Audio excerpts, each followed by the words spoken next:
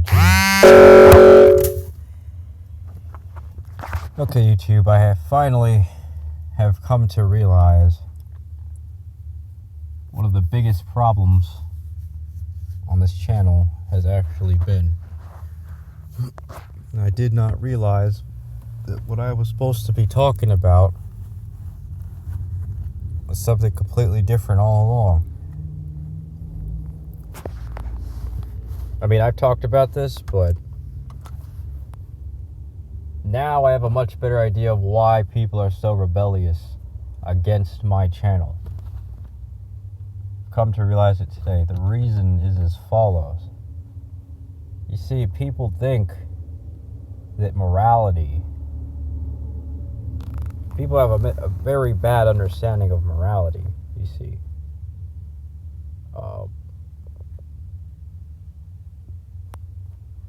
Alright, so allow me to explain.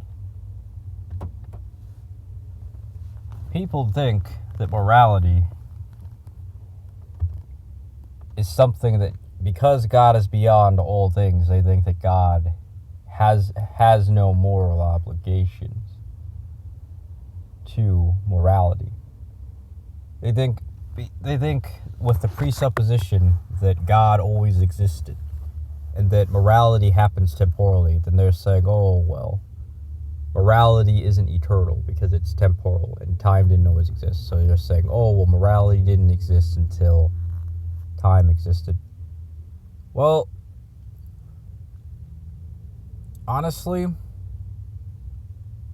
I don't know how else to put it other than that must be just our version of morality, because there must be a temporal morality and an eternal morality. For anything to make sense about God, anything to make sense about right and wrong in general, and anything to make sense about God's actions being what they were as opposed to other alternatives, as well as, I would say, the other thing. So, yeah, basically I would think that if you're beyond everything, including morality, everything that happens temporally, that would just mean you probably have some sort of very good understanding of morality without actually having any yourself. So it's like this. That's why I was saying, you know, God doesn't exist temporally. You know, when there was no time, God didn't exist temporally, but he had a very good understanding of what time was without it even existing. You know, it's like because he's beyond them. You know, obviously he would have had to understood these things before he created them. And with that, if he understood them perfectly and designed them as they were, then he understood their exact worth, which is honestly in and of itself a moral judgment, what we would call a moral judgment. Yet for some reason he had a moral judgment without morality existing. Don't even question it, because again, when you're beyond everything, it's like you can use the things before they even exist, honestly. That's the only explanation. It's like he used the things before they even existed. And so he like temporarily made them eternal just to use them in little brief instants to understand them. That's how little sense non-temporal existence makes. But that's what it would have to be if time truly didn't always exist.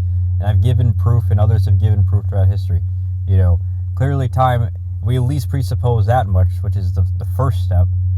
And it's a hard step for a lot of people in history. Then clearly that's what would have to have happened, because how else do you explain it? It's either he used our morality to understand it before it even existed, or, well, yeah, of course he did, because he literally was understanding it before it existed. Like, that doesn't mean he was using it by observing it, as if it was like some physical object to observe with your eyes before it even exists temporally. So either way, God has moral obligations. He's not above the law. so to speak, is what I'm trying to say.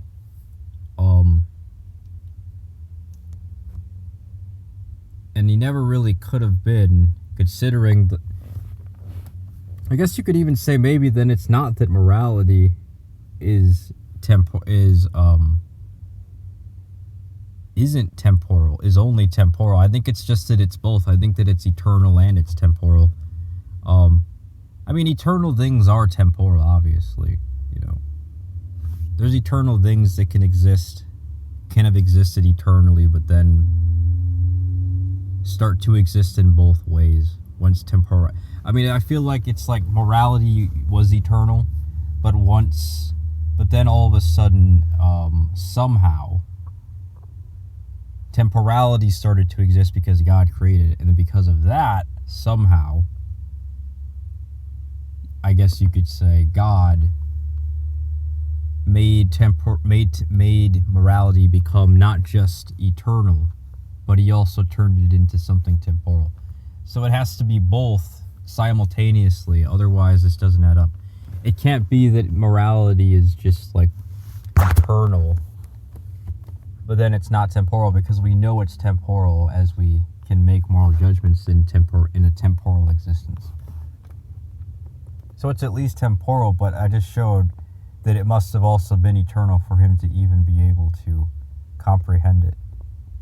It must have existed in some way prior to existence. Prior to temporal existence. So in a temporal existence, or I guess you could call it, in an eternal version of existence, then there was a morality, and God was using it. And then at that point it was an eternal thing. But then he turned it into something that's not just eternal. He turned it into something temporal because it exists in our temporal existence. So it must have been that it's both temporal and eternal. It's like a paradox. Kind of consistent with what I've been saying anyway, that paradoxes can happen. If you watch plenty of my videos, almost every video for a long time now, I've been saying that paradoxes are possible. I'm giving lots of other proof. So much proof, it's ridiculous. Okay, so ultimately, I have to go with that. I have to just say that, if anything, it's not that God's actions don't have a moral aspect to them. Of course they do. Every action has a moral aspect to them. It's just that, at the best, to argue against that, you could only say that, oh, well, for a time there was no morality, therefore God's actions didn't have. But I doubt that, given what I just explained. It just seems far more likely to be that somehow morality was eternal. And that there's some things that I suppose you could say, maybe God actually can't create some things, or there's some things God can't do. It's either that, which sounds far more convincing than the notion that God can do anything. You know, honestly. So, I mean, I think God can do anything to the things that are temporal, but not anything to the things. And I mean, and when I say this, I mean only the things that are strictly temporal, not the things that are both temporal and eternal. You know, the things that are just strictly temporal, yeah, he can do anything to those. But as I've just pointed out, there's certain things. If morality was eternal, it would be both eternal and temporal, and he can't do anything about that one. But, you know, as I've explained, he can do things that happen, but only strictly temporally, like certain events. Like, I guess he can do anything to that stuff, but he can't truly do anything at all. Like, I mean, he can't truly do absolutely anything. That's just too much. So, which I guess would be to say that there actually are some things that are on God's level. Like morality is just on God's level. So, you know, otherwise, God would be beyond morality in such a way that he could do anything and there'd be no right or wrong to his actions, which just would eliminate any logical premise of us having any sort of moral action. there being any morality to our actions, as it's all just actions at the end of the day. So it's just too big a paradox and too big contradiction for it to be that God doesn't owe anything to us, or he doesn't have any moral obligations. And by the way, once morality does exist, you also have to remember, I think God would recognize it and would prefer to have, his actions with it. His actions have a moral aspect to them, even if they didn't initially. I would imagine he would prefer that, given that he would perfectly understand how great morality is to having none. But again, if God really didn't have any morality at all, then to begin with, then that just makes no sense. It's just like he would do anything. He would just do anything. Like, he wouldn't have the part of he wouldn't even be as smart as us. He'd be like a psychopath, Psychopaths are just like, they don't have any morality to them. It'd be no different. So clearly God has a moral aspect to his judgments. And if anything, he has a perfect moral aspect of morality to his judgments. But if you really want to deny this, you'll have to at least accept that God is beyond morality, but has some sort of substitute or alternative to it that's actually superior to ours. It's like, otherwise he wouldn't have even bothered creating our morality. He wouldn't have even bothered, because why bother doing something if it's arbitrary? So it would be arbitrary if he didn't have an obligation to our morality to even create it. So clearly he had to have some sort of higher version of morality to start with, to ever bother creating ours. Otherwise, again, he would just be a psychopath, or he'd really just be more like a robot, processing information that doesn't give you any sort of clue about what's necessary about morality. If you don't have morality, you can't do the right thing. You're just programmed like a robot, And just because not all robots are programmed to do the right thing, they're just programmed to do strictly what they are. So if it's not in their programming and their coding to do something that is a moral thing, then they just won't do it. It's the same with God. So he's not a robot, obviously, but I'm not saying that. I'm just making a simple analogy.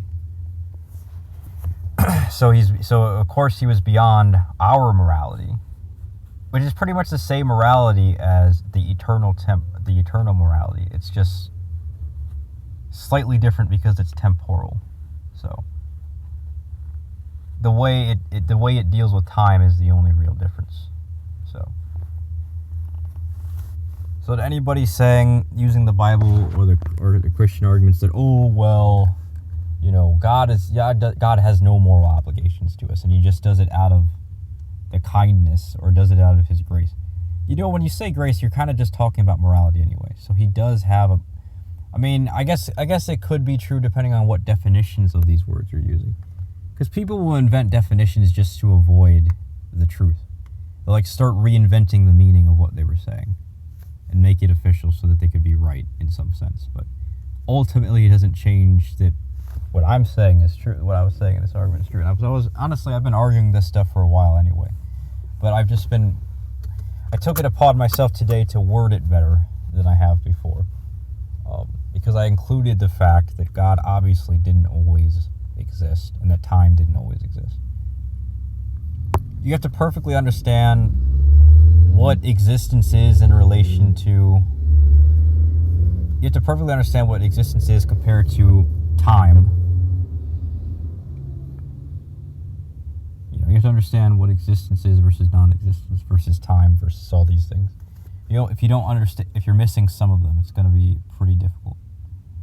So, is what I've realized. So, there you go. There you have it. That's why another proof the Bible is wrong, that neurotypicals are insane, that they can be, and they have been. To use the Christian argument that it's actually true that God doesn't have any moral obligation to us. I know that that's actually some Christian arguments.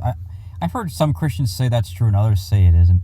Honestly, I just think it could very well be that's what it says according to some denominations, and it could very well be that some translations of the Bible say it. Have contrary opinions to that, but yeah.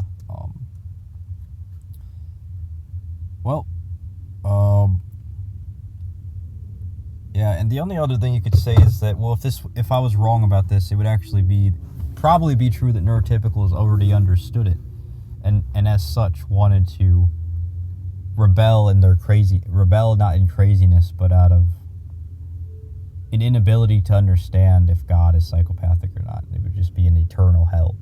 I mean, not an eternal hell, but a hell that would go on forever, infinite hell. But, clearly that's just not the case. So, I mean, the laws of physics, the laws of the things I've talked about, they govern that this existence is built off of determinism, not randomness. There's no random. I mean, the very fact that there isn't any random just goes to show that God actually isn't a psychopath. If God really, like I said a long time ago, if God really was a psychopath, he would have just created random a long time ago. He wouldn't be able to hold out this long from creating random in the world. There's no random. So there you go. I said that a long time ago on this channel, just so you know. But there you go. I hope you enjoyed. Please like, share, subscribe. Bye.